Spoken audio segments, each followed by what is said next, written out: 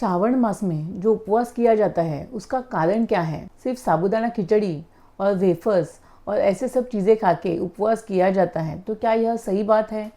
क्या आप भी ऐसे उपवास करते हो? तो चलिए देखते हैं आज इस वीडियो में आयुर्वेद के अनुसार श्रावण मास में उपवास क्यों किया जाता है, उसका क्या महत्व है, उपवास का आयुर्वेद के अनुसार क्या महत्व है, उपवास में क्या खाना चाहिए क्या नहीं खाना चाहिए, और अगर सही तरीके से हम लोग उपवास करते हैं तो उससे हमें क्या क्या लाभ मिल सकता है। नमस्ते, मैं डॉक्टर पल्लवी भिरुड आप सभी का हमारे सायो आयुर्वेद और गर्भ संस्कार के यूट्यूब चैनल पर स्वागत करती हूँ।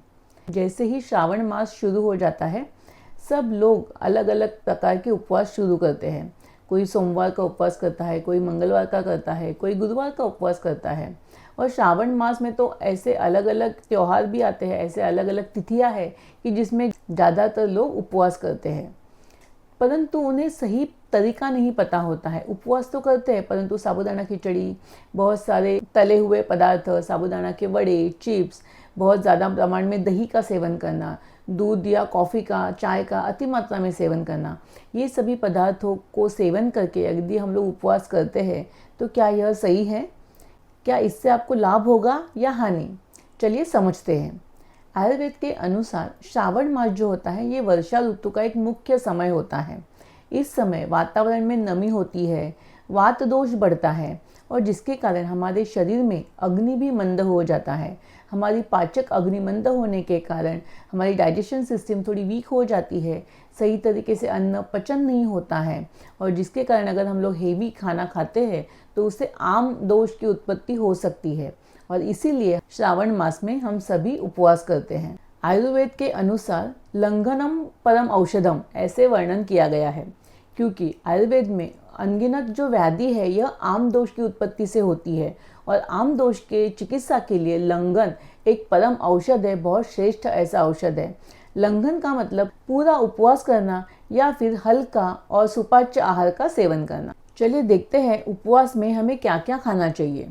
उपवास अगर किसी का हो तो वो जो सीजनल फ्रूट्स होते हैं उनका सेवन कर सकते हैं, नारियल का पानी ले सकते हैं, फ्रूट जूस का सेवन कर सकते हैं। सामा होता है या फिर जिसको हम लोग भगर बोलते हैं, वह भी पचने के लिए हल्का होता है, उससे बनाया हुआ कोई भी व्यंजन आप सेवन कर सकते हो। उसके साथ साथ राजगिरा, उसका लड्डू या उससे बने हुए पदार्थों का आप सेवन कर सकते हो। उसके साथ साथ छाछ या फिर कम प्रमाण में दूध का भी सेवन आप कर सकते हो। उसी के साथ साथ मखाना, शिंगाड़े का आटा, इनका भी आप सेवन कर सकते हो। और जितना हो सके उपवास के समय हमें हल्का गुनगुना पानी जो है वह पीना चाहिए, जो कि हमारी डाइजेशन सिस्टम को हेल्प करता है, आम दोष को कम करने में मदद करता है। परंतु हमको उपवास के समय हमें कौन सी चीज़ों को नहीं खाना चाहिए? तो साबूदाना की खिचड़ी या साबूदाना वड़ा जो फ्राइड होते हैं, तले होते हैं, ऐसे तले हुए पदार्थों का सेवन हमें नहीं करना चाहिए। चिप्स या फिर बहुत अति मात्रा में चाय या कॉफ़ी का सेवन करना, जो पैकेट वाले फूड होते हैं उनका भी सेवन आपको नहीं करना चाहिए, क्योंकि ये सभी पदार्थ जो है पचने के लिए बहुत हेवी होते हैं और जिससे आपकी डाइजेशन सिस्टम और ज़्यादा बिगड़ सकती है। अगर सही तरीके से आयुर्वेद के अनुसार जो बताया गया है उस तरीके से अगर हम उपवास करते हैं तो उससे क्या क्या लाभ आपको मिल सकता है।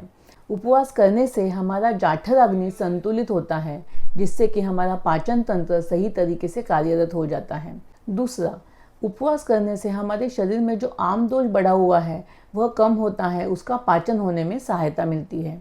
उसी के साथ साथ उपवास करने से हमारे शरीर में स्फूर्ति मिलती है, उत्साह डेवलप होता है और हमारा शरीर हल्का महसूस होने के लिए आपको लाभ मिलता है।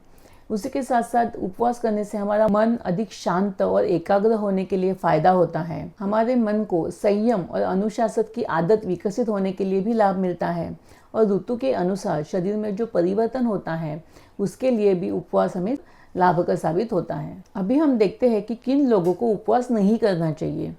जो गर्भवती महिलाएं होती है, जो स्तनपान करने वाली महिला होती है, कुछ बुजुर्ग लोग होते हैं, जो लोगों को डायबिटीज़ या ऐसी कोई बीमारियां हैं जिसके कारण वह नियमित रूप से कोई दवाइयाँ लेते हैं, जो बहुत ज़्यादा कमज़ोर है, जिनको बहुत ज़्यादा वीकनेस होती है, उन लोगों को उपवास को नहीं करना चाहिए। उपवास का अर्थ सिर्फ भोजन छोड़ना नहीं होता, परंतु सही तरीके से अनुशासन में रहना और हल्का और सुपाच्य भोजन लेना यह आवश्यक है।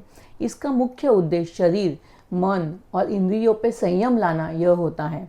और इसीलिए अपनी प्रकृति के अनुसार और आयुर्वेद में बताए गए नियमों के अनुसार अगर आप उपवास करते हो तो यकीनन उसके सभी लाभ आपको प्राप्त हो सकते हैं। तो इस तरीके से अपनी प्रकृति के अनुसार और आयुर्वेद के नियमों के अनुसार आप उपवास करते हो तो उससे ना तो सिर्फ आपका शरीर परंतु शरीर, मन और आत्मा के स्वास्थ्य के लिए भी आपको लाभ मिल सकता है। ऐसी ही आयुर्वेद के बारे में जानकारी के लिए हमारे इस चैनल को सब्सक्राइब करें। और आप उपवास में क्या खाते हो, उससे आपको क्या तकलीफ होती है या कुछ प्रॉब्लम होता है, तो ये सभी चीज़ें आप कमेंट बॉक्स में लिख के बता सकते हो।